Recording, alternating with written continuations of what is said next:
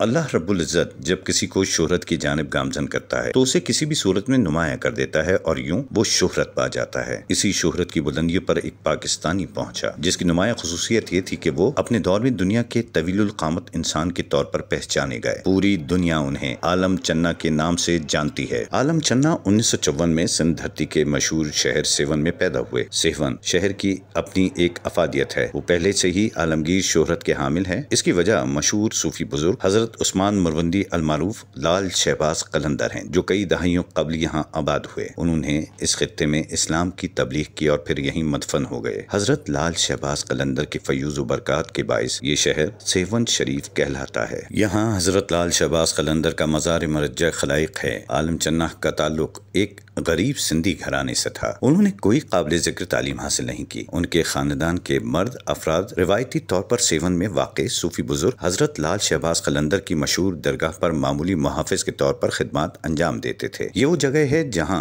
आलम चन्ना ने अपनी जिंदगी के बेशतर बरस गुजारे। वो मज़ार में सफाई सुथराई के काम पर मामूर थे। आलम चन्ना का कद 18 साल की उम्र तक 6 फुट 4 इंच तक पहुँच चुका था। वो 26 साल की उम्र तक लंबे होते रहे। सेवन शरीफ में हर साल हजरत लाल शहबाज कलंदर रहमतुल्लाह अलैह का उर्स बहुत जोर शोर से मनाया जाता है, जहाँ लाखों ज़ायरीन आते हैं। उर्स एक त्यौहार की शक्ल इख्तियार कर गया है। उर्स के बाइस सेवन शरीफ में एक मेला भी मुनक्किद किया जाता है, जहाँ ज़ायरीन की तफरीह के लिए मुख्तलिफ शोज भी होते हैं। इस मेले में 1950 की दहाई से सर्कस भी लगाया जाता है। 1978 के उर्स के मौके पर लगाए गए एक सर्कस के मालिक ने आलम चन्ना को देखा तो उसने आलम चन्ना को सर्कस में नौकरी की पेशकश की। आलम चन्ना मज़ार के अहाते की सफाई से सिर्फ 15 रुपए हफ्ता कमाते थे। उन्होंने ये पेशकश फौरी तौर पर कबूल कर ली क्योंकि सर्कस के मालिक ने उन्हें 160 रुपए माहाना की ऑफर दी थी। इस तरह आलम चन्ना न सिर्फ सिंध बल्कि मुल्क के दूर दराज इलाकों तक सर्कस टीम के साथ पहुंचे। सर्कस में आलम चन्ना का काम जोकरों को भागते हुए अपने कांधों पर उठाना था, जो सर्कस देखने वालों को बहुत भाता था। आलम चन्ना का किरदार एक देव की मानंद होता था। सर्कस देखने वाले एक तवीलुल क़ामत शख्स को छोटे कद के जोकरों को उठाता हुआ देखते और खूब महजूज होते थे। सर्कस की मुलाजमत ने आलम चन्ना को मुकामी सितारा बना दिया। 1981 में एक शख्स ने आलम चन्ना को सर्कस में देखा तो उसने मशहूर Guinness book of world record के एडिटर को एक खत लिखा। खत के साथ उसने आलम चन्ना की कुछ तस्वीर भी भेजी जो उसने सर्कस में ली थी। चंद माह बाद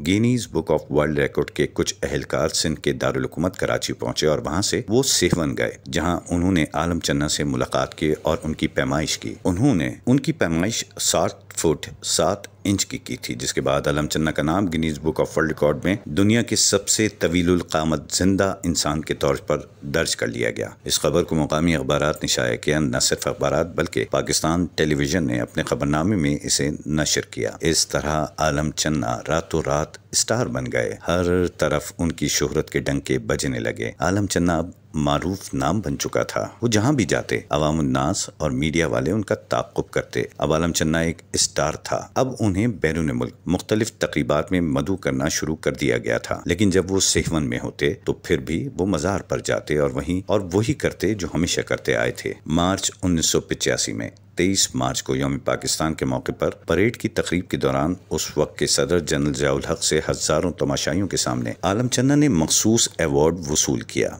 बेनज़ीर भुट्टो और मियाँ नवाज शरीफ हुकूमतों ने भी आलम चन्ना को पाकिस्तान के स्टार के तौर पर मुतारिफ करवाने का अमल जारी रखा। आलम चन्ना सरकारी अखराजात पर मशरक़ वस्ता, एशियाई, यूरोपीय ममालिक और अमरीका के दौरे पर भी गए। उनकी 1989 में शादी हुई और 1990 में एक बेटा पैदा हुआ। वो अक्सर अफसुर्दा और परेशान रहते थे। वो शिकायत करते थे कि शोहरत से पहले ज्यादा खुश थे। वो दुनिया भर में घूमने और बेशतर नकद इनामात के बावजूद मज़ार पर अपनी नौकरी छोड़ने से इंकारी थे। आलम चन्ना ने जिस तरह लोगों की तवज्जो अपनी जानिब की थी, वो खुद इससे उकता गए। परेशान होकर उन्होंने सर्कस की नौकरी छोड़ दी और पहले की तरह खुद को हजरत लाल शहबाज कलंदर रहमतुल्लाह अलैह के मज़ार से मुंसलिक कर दिया। 1998 में वो गुर्दे के आर्जे में मुब्तला हुए। हुकूमत ने उन्हें अमरीका भेजने और उनके इलाज के लिए माली इमदाद का फैसला किया। अमेरिका के एक अस्पताल में वो कोमा में चले गए और 45 बरस की उम्र में इंतकाल कर गए। वो सेवन शरीफ में दफन हैं।